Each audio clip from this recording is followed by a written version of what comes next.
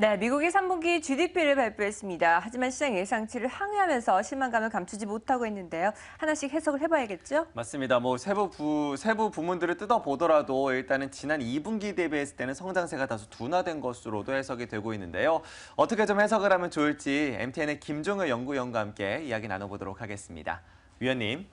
네, 결론부터 말씀드리면 계절성 요인을 고려하고 또 하나 이제 특수 요인들, 일시적으로 벌어지고 있는 특수 요인들을 고려하면 지금 성적표가 나쁘다 이렇게 얘기할 수 없다라고 결론부터 말씀드리겠습니다.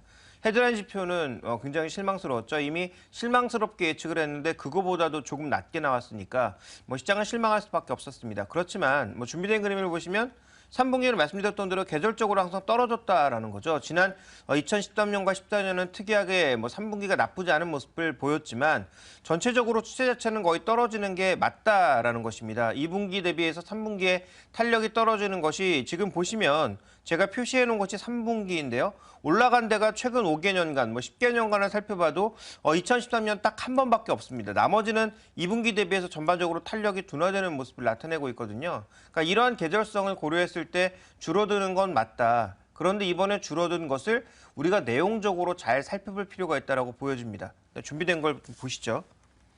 다음 준비된 그림을 보시면 대부분 다 늘었는데 두 가지가 줄어들었습니다. 첫 번째 농업이 줄어들었는데요. 급감했거든요. 이 급감한 이유는 다 아시다시피 태풍을 비롯한 기후 요인입니다. 그래서 이런 일시적인 요인을 제외할 경우에 이렇게 농업이 과연 급감할 만한 요인이 있었는지 따져볼 필요가 있는 거고요.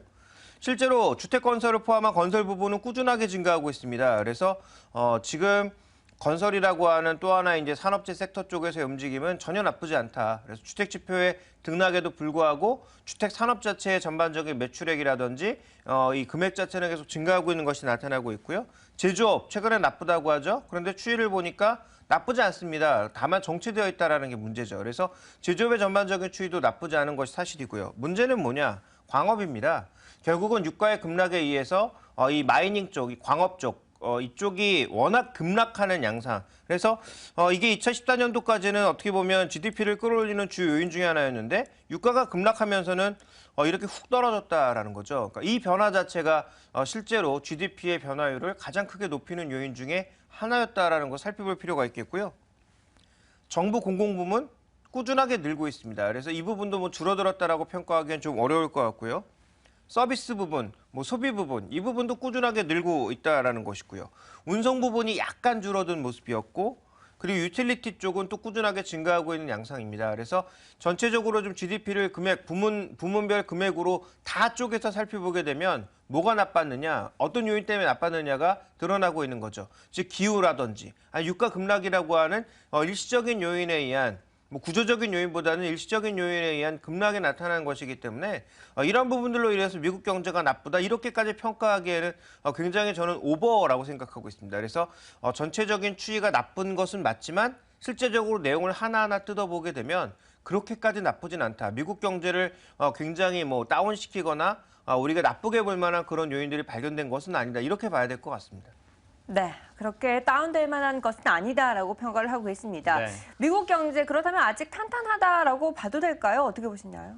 네, 미국 경제는 탄탄하다, 아주 좋다 이렇게까지 얘기할 수는 없겠지만 우려한 만큼 나쁘진 않다라고 봐야 되겠죠. 그러니까 중국에 대한 평가랑 비슷한 것 같습니다. 중국이 당장 망할 것처럼 뭔가 큰 문제가 있는 것처럼 얘기하지만 중국 경제는 여전히 전 세계에서 가장 빠르게 성장하는 국가 중에 하나죠. 그러니까 그런 측면의 그 흐름을 놓고 보게 되면 미국의 성장률이 조금 답답하기는 하지만 그렇다고 해서 지금 정책을 계속 뒤로 미루면서 추가적인 QE를 할 만큼 나쁘다라고도 볼 수가 없는 게 이제 객관적인 사실인 거죠.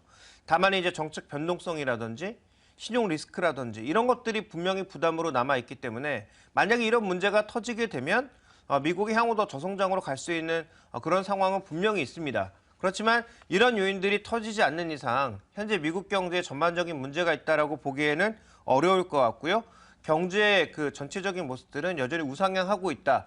그런 관점에서 본다면 12월 금리 인상 가능성은 여전히 있다라고 봐야 될 것 같고 이런 가능성이 존재하는 한 시장에 대한 우리가 목표 수익률, 기대 수익률도 높여가기보다는 적정한 수준으로 잡는 것이 좋겠다. 그래서 여전히 저는 우리 시장이나 미국 시장이나 완만한 상승 정도를 보고 있다. 이렇게 말씀드리겠습니다. 네, 이어서 이제 중국과 관련된 이슈도 보도록 하겠습니다. 어제 중국의 오중전해가 막을 내렸고요. 35년 만에 한자녀 정책이 폐지된 것으로 알려졌습니다. 이제 중국인들은 최대 2자녀까지 가질 수가 있는데요.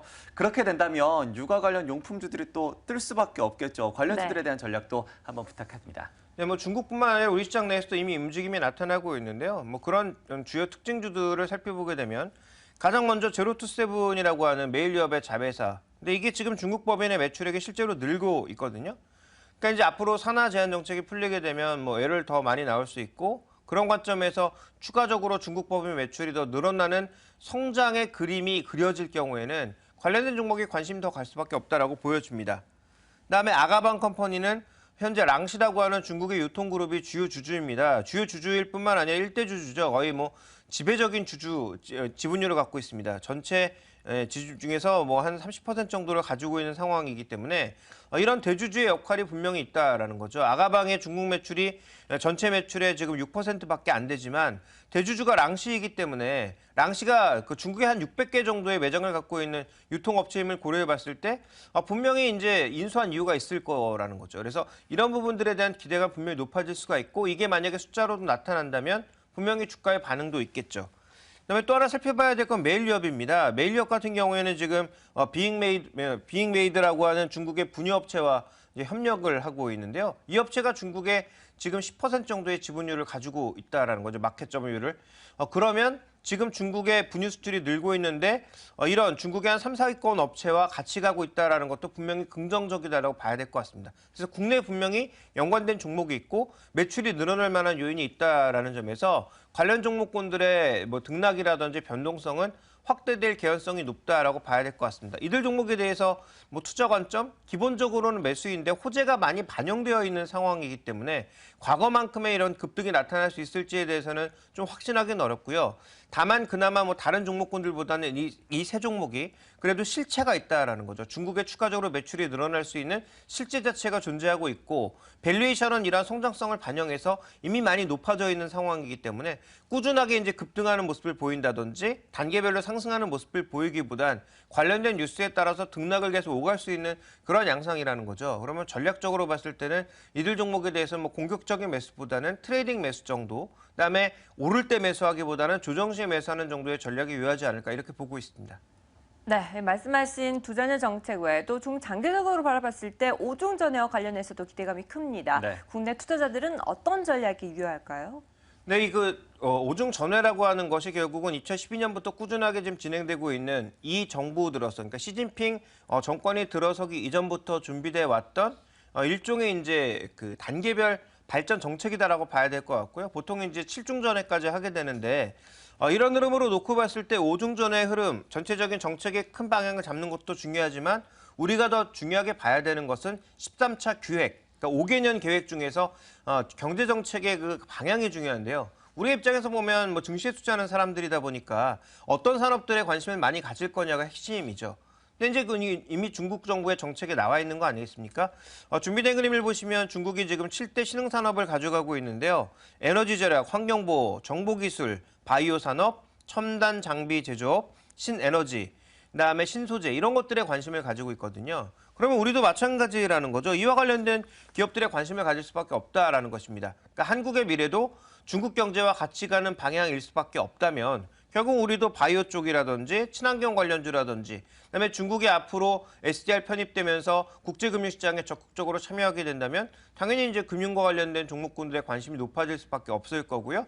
또 1대1를 중심으로 하는 인프라 관련 기업들에 대한 관심도 여전히 높을 수밖에 없는 거죠. 그래서 우리 시장도 향후 중국의 이런 성장 동력과 같이 가는 방향에 있다면 결국은 이런 산업들에 관심을 가질 수밖에 없고 최대 관심주는 뭐냐? 중국의 지분율이 늘어나면서 중국이 직접 우리 기업들을 M&A할 가능성을 배제할 수가 없다라는 거죠. 실제로 코스닥 기업들 굉장히 많은 기업들의 조금 전에 설명드렸던 아가방 컴퍼니와 마찬가지로 중국의 자본이 들어와 있는 그런 기업들이 있거든요. 앞으로 그런 방향이 나타나지 않으리란 법이 없고 실제로 이제 우리나라의 바이오 기업들 같은 경우에는 여전히 뭐 시가총액이 꽤 낮은 기업들이 있기 때문에 뭐 그런 기업들에 대한 관심도 이어질 수 있다라는 거죠. 그런 관점에서 이들 종목에 대한 관심은 유효하다. 다만 뭐 밸류에이션이라든지 시장 상황이라든지 시장이 선호하는 스타일에 따라서 종목들의 움직임은 달라질 수 있기 때문에 개별 종목에 대한 선택보다는 이런 업종들이 앞으로 우리 시장 내에서 꾸준하게 성장주로 각광을 받을 수 있다 정도로 보시는 게 좋을 것 같습니다. 네, 이렇게 해서 일단 글로벌 이슈들 모두 확인해 봤고요. 이어서 국내 기업들에 대한 소식들도 보도록 하겠습니다. 삼성그룹에서 이제 화학 계열 전 부문을 모두 다 롯데에 매각하기로 결정을 했습니다. 어제 삼성전자의 실적 발표보다 더 쇼킹한 이슈가 아닌가 싶기도 한데요. 여기에서의 시사점은 어디에서 찾을 수가 있을까요? 근데 가장 중요한 건 삼성그룹이 갖고 있던 이 화학 기업들은 계륵이었다라는 거죠. 떼어주기도 조금 애매하고 그렇다고 가져가기에도 애매한 그런 기업들이었다라는 겁니다. 그런데 이제 가장 중요한 시사점은 뭐냐면 이런 계륵 같은 기업들을 떼어주는 이유가 뭐냐. 삼성그룹의 지배구조에 전혀 상관이 없는 기업이고요. 또 저성장이 지속되는 구간이다 보니까 삼성도 뭐가 필요합니까? 현금이 필요하고 또 하나 지배구조의 강화가 필요하다라는 거죠. 그러니까 지금 우리나라 대기업들이 대부분 3세 경영으로 내려가면서 가장 강조해야 되는 것은 뭐냐면 어떻게 하면 효율적으로 3세에게 그 기업을 잘 물려줄 수 있을까? 그리고 이 3세들의 지배권을 강화할 수 있을까가 핵심이거든요. 그러다 보니까 지배 그 구조와 관련이 없는 기업들 그리고 핵심적으로 이끌고 가야 되는 그 산업과 관련이 없는 그런 기업들을 팔아서 자신들의 지배권을 강화하고 그러니까 대주주 지배권을 강화하는 그런 전략들, 그다음에 산업의 경쟁력을 강화하는 그런 전략들을 쓰고 있다라는 것이고요. 실제로 그 지배 구조의 강화와 함께 전체적인 각 그 점유율, 시장 점유율이라든지 지배력이라든지 규모의 경제라든지 이런 것들을 계속 늘리려고 하고 있다라는 거죠. 그러니까 실제로 좀 준비된 그림을 보시면 삼성에 매각하려고 하는 대상 기업들의 매출 1조 원이 넘는 기업들입니다. 매출 규모만 보면 작지 않은데요. 이익이 거의 나지 않는다라는 거죠. 삼성 SDI 케미컬 부분은 영업이익률이 1%, 그러면 순이익률은 뭐 마이너스라는 얘기가 되겠고요. 삼성정밀화학 마이너스고요. 삼성 BP 정도가 한 10% 정도의 영업이익률을 보여주고 있기 때문에 그나마 이익이 나는 기업인데 매출 규모가 그렇게 크지가 않아서 이 기업 같은 경우에도 지배구조에 영향도 없고 가져가기에도 애매하고 지금 또 화학 부분을 이렇게 팔아가는 상황이라면 이런 기업까지 껴서 이제 패키지로 팔아야 사는 입장에서도 뭔가 수익성 잘 나는 것까지 가져가니까 사갈 수가 있다라는 거죠. 그러니까 삼성의 입장에서 보면 지금 계륵 같은 것을 팔아서 현금도 마련하고 지배 구조를 또 다시 이렇게 좀 강화할 수 있는 그런 요인을 마련할 수가 있는 거고요. 거기다가 바이오, IT, 금융이라고 하는 자신들이 집중하고자 하는 사업에 좀 더 매진할 수 있다라는 측면에서 긍정적이고요. 롯데도 마찬가지라는 거죠. 지금 유통과 이제 그 화학이라고 하는 두 가지 축을 가지고 가고 있는데 유통 쪽이 너무 크죠. 매출이 한 7대 3도 채 안 되는 그러니까 한 8대 2 정도 아니면 7.5대 한 2.5 정도의 비율인데요. 지금 만약에 추가적으로 그 삼성 거를 가져가게 되면 이 화학 쪽의 비중이 추가적으로 늘어나면서 어떤 이 밸런스를 조금 맞출 수가 있거든요. 그러니까 이런 이해관계들이 맞아 들어간 것이 어제 그 깜짝 빅딜이었고 이런 소식들은 이미 꽤 많이 루머로 돌았던 내용들입니다. 그래서 루머로 돌았던 내용들이 거의 사실로 밝혀지고 있는 만큼 미국에서 나타나는 것처럼 국내 기업들도 정부가 옥죄지 않아도 스스로 구조조정을 하고 있다. 근데 옛날처럼 정부에 의해서 빅딜되는 것이 아니라 자신들의 필요에 의해서 지배 권력을 강화하고 그리고 전체적으로 산업 경쟁력을 높여가기 위한 그런 빅딜들이 이게 이제 시작에 불과할 것이다라고 보고 있는 거죠. 앞으로도 계속 일어날 개연성이 충분히 높다라고 봐야 될 것 같고요. 정부 주도의 한계 기업의 정리까지 나타나게 된다면 앞으로 이런 그 산업의 전반적인 구조조정이나 빅딜은 더 일어날 수도 있다 이렇게 봐야 될 것 같습니다. 네, 지배구조 강화와 현금 확보를 위한 그 과정 중에 하나로 보고 있습니다. 관련된 기업들이 참 많은데요. SDI와 정밀화학, BP화학 그리고 케미칼까지 모두 다 어떻게 투자 전략을 가져가야 될까요? 저는 뭐 해당 기업들에 대한 투자 전략은 별로 중요하지 않다라고 봅니다. 어떻게 보면 이러한 그 트렌드가 메가 트렌드가 될 수 있다라는 거죠. 이게 메가 트렌드라는 것은 결국은 방향이 뭐 적어도 한 10년 정도는 쭉 가는 것이기 때문에 그런 관점에서 보면 뭘 사야 되겠습니까? 지주사 사야 되고요. 그다음에 각 그룹사에서 우리의 핵심 전략이다라고 삼고 있는 기업들을 사야 된다라는 거죠. 그러면 지금 뭐 LG를 포함해서 뭐 삼성물산과 같은 그런 지주사를 포함해서 또 하나 사야 되는 건 삼성그룹 내에서 뭐 바로 삼성전자라든지 이런 지배력이 있는 기업들에 대한 매수를 더 높여갈 수밖에 없다. 이렇게 봐야 될 것 같고요. 우리 시장 내에서 본격적으로 니프티 피프티와 같은 대형주들만의 랠리가 나타날 개연성이 점점 높아지고 있다. 이렇게 보셔야 될 것 같습니다. 네, 지금 삼성의 화학 부문 매각이 메가 트렌드가 될 수 있다라는 이야기도 전해주셨습니다. 대기업들의 지주사나 아니면 핵심 사업 부문에 더욱더 관심을 갖고 지켜보자라는 이야기로 정리해볼 수 있을 것 같습니다. 자, 이렇게 해서 글로벌 이슈들과 함께 또 국내 이슈들 모두 다 점검해봤고요. 오늘 시장에 대한 전략 이제 튼튼하게 세워보도록 하겠습니다. 오늘장 선전략에서 확인해 보시죠.